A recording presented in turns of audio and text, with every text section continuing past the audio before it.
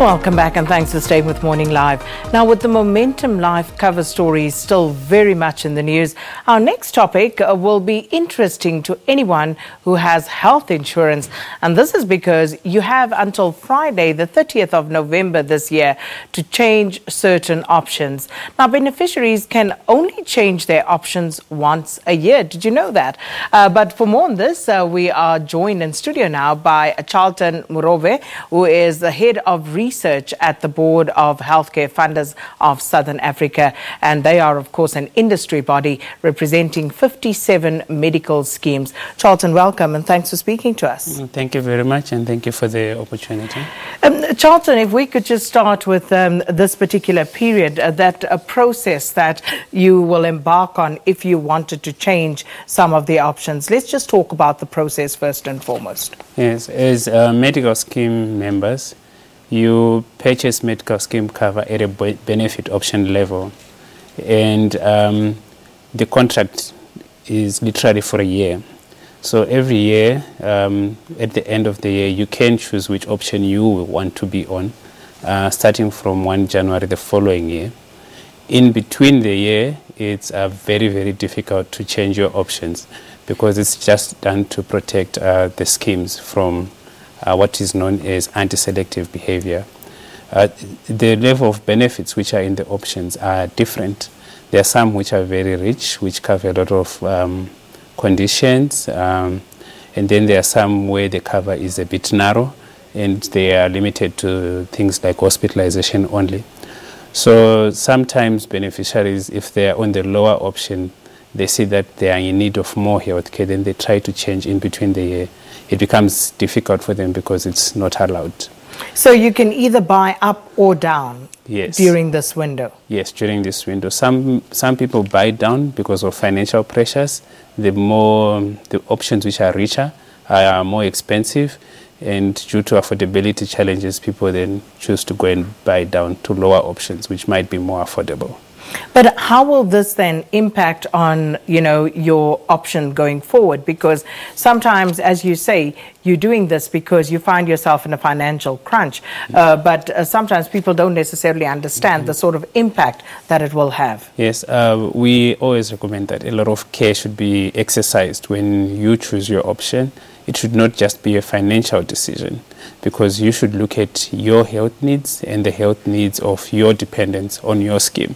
And to help you with that, we advise that you speak to a knowledgeable broker who is able to best assess where your option should be placed.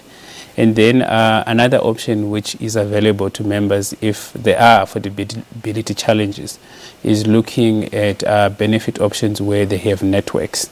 So networks offer beneficiaries cheaper cover for the same rich benefits, but you will have to be going to certain providers which are on that network. So, okay.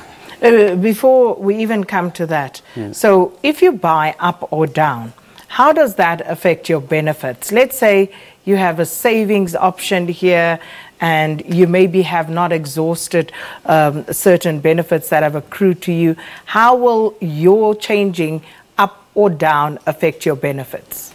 So with your savings, the savings, if you downgrade to an option which has savings, you carry over your savings. You do not lose them. If you go to an option which does not have savings, then you will have a choice to actually take your savings as cash. So with the other benefits like hospitalization, which are paid from risk, those will change because they are not tied to you per se. They are provided on the option on an annual basis. So whose decision is it as to when does this window open? And are you strictly limited to this particular period? What if you find yourself in difficulty during the year? What happens then? It's provided in the rules for the schemes that you should change at least once a year, and this is the window period.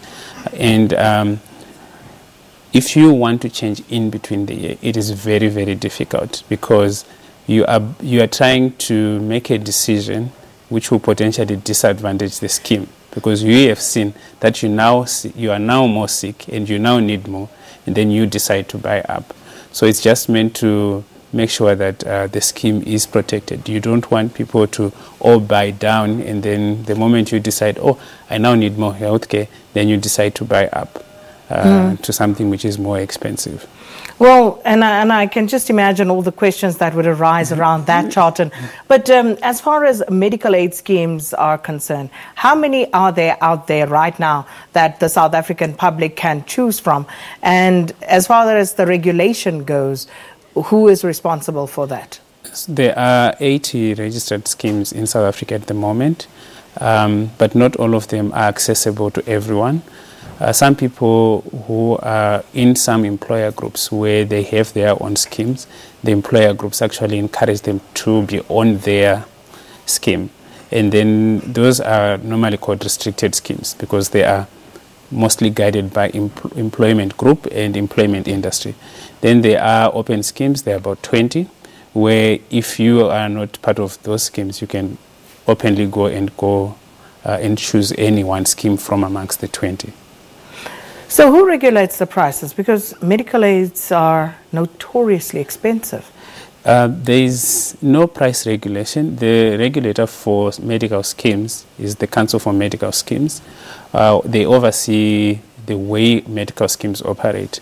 And when medical schemes increase their contributions, they motivate to the Council for Medical Schemes what type of contribution they want, and the Council for Medical Schemes assesses to see if the increase is suitable and it's not unnecessarily too high. So in other words, members are paying these exorbitant rates with the tacit approval of the council. I wouldn't say that exactly, because the medical scheme has to be sustainable. So you have to look at it. The members have to live. Exactly. But if contributions are just pegged at very low levels, or let's say at rates which are below inflation, which is what we would want as members, we run the risk of running down that risk pool to the point that by the time the year ends, there isn't money to pay for health benefits which are needed. So medical schemes are priced just to be sustainable. They are not for profit. Really? Yes. Charlton, are you for real? Yes. The member in the scheme belongs to the beneficiaries, and it should be exclusively used for the benefit of the beneficiaries. But you can't sit here and say they are not for profit. They are not for profit. But they do make profits. Medical schemes do not make profit. They don't. Who makes the profit? Some service providers to medical schemes are for profit, and they do charge schemes for their services, and that is controlled to some extent. If you go to a hospital, for instance, the scheme pays the hospital can make a profit. The scheme is administered by some companies, and those companies can make profit. But schemes, if there is a surplus, it is used in the following year possibly to subsidize the contributions. Finding it very hard to believe that medical schemes are philanthropic. Yeah, that's how they are structured. So just going back to the issue at hand, you know, these changes, and of course, what happens then if someone misses that deadline of Friday the 30th? You know, is there a grace period after that?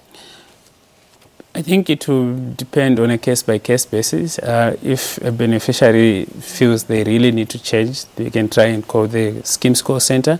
In some cases, they will allow them to actually change the benefit option. But I think for practical reasons, because the schemes bill the beneficiaries and sometimes it goes through the payroll, they need a bit of time before the year actually starts.